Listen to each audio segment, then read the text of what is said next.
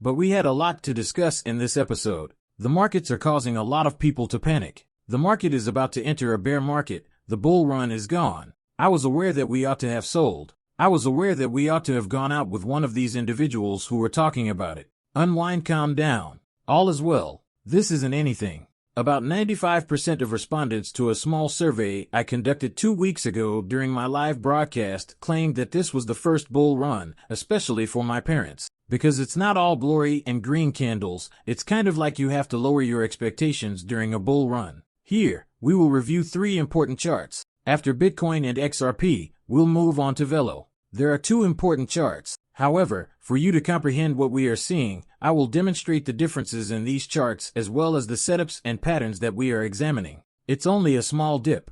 There haven't been any significant technical issues. On the negative, no significant structures have collapsed. Keep in mind that you can see it on the screen right here if you actually zoom out a bit. People, XRP is still up more than 500% in the last 3 months. $2.97 is okay. I'll demonstrate to you that we are nowhere near danger. After completing the identical procedure with Bitcoin, we will examine a chart. It doesn't appear very attractive, so that you may observe the structural variations. Without further ado, take a seat and unwind. Let's get started. Bitcoin is currently trading at $102. That's still cool above $100,000, isn't it? Optimistic. At 3,256, Ethereum is currently down 3.38% throughout the last day. At the moment, it has dropped 4.3%. Since both of our stables are closing at their dollar pegs for the overall cryptocurrency market cap, XRP is also down 4.3%, closing at $2.57.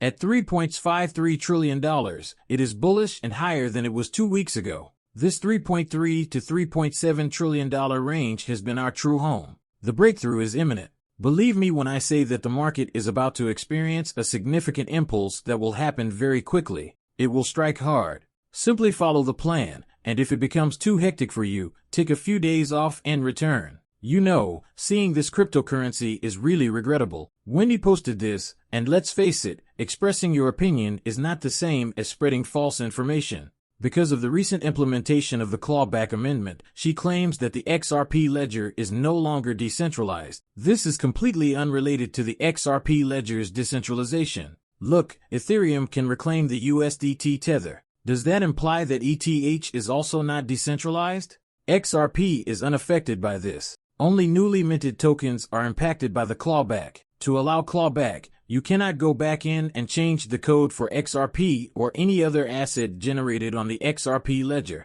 I want everyone to have their thoughts and express them, but this isn't real information. This is for new tokens that are being made going forward, so there is a big difference in having your opinion here. Thus, we are instructors. We must ensure that we provide accurate information so that individuals may make their own decisions based on the available facts. This is it. That simply isn't accurate, and in Charles Hoskins, you know what?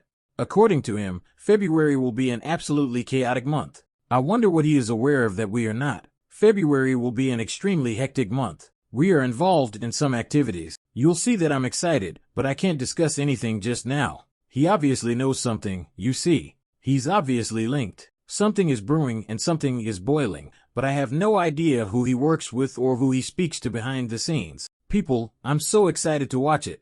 Now let's move on to the chart. So, here you are. This is Bitcoin. Alright, let me explain this to you.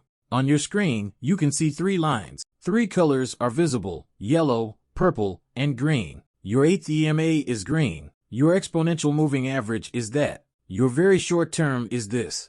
Purple price action. Your midterm indicator is that. For short to midterm downtrend, or C4 in an upswing, it is used to enter 50, which is the yellow. Green, short, purple, intermediate, yellow, and long-term are all part of your long-term plan. When we look at the green, what do we search for on this very basic? At this very moment, you have closed one of the 2 shots we want above this. 2 have been closed by you. We have the green check mark, you see. Under it is the body of the red, the newly opened candle. That's not good. We'll see where we end up. However, in regards to the purple, making sure the 8 is above the purple is our goal. It's a long way. Folks, that's still bullish. The yellow is very bullish right there. To stay bullish, we need to see 2 candles close above the yellow. Above that, we had 2 candle closures. We have one candle that is under the green, which is the only thing here that is somewhat unsettling us even though it shouldn't. Let us see the candle's formation today.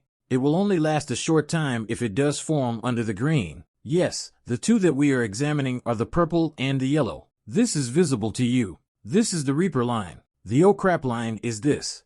If it breaks this, a big thing is about to happen. You're better. Hold on, you'd better buckle up. It's approaching 97K.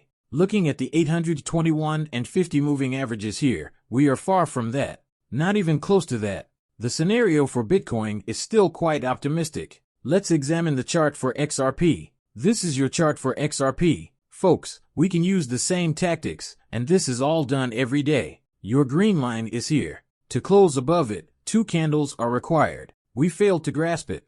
We became red. What does that mean, then? Will there be a decline in short-term price action? We enter the purple. Green must be superior to purple. No issue.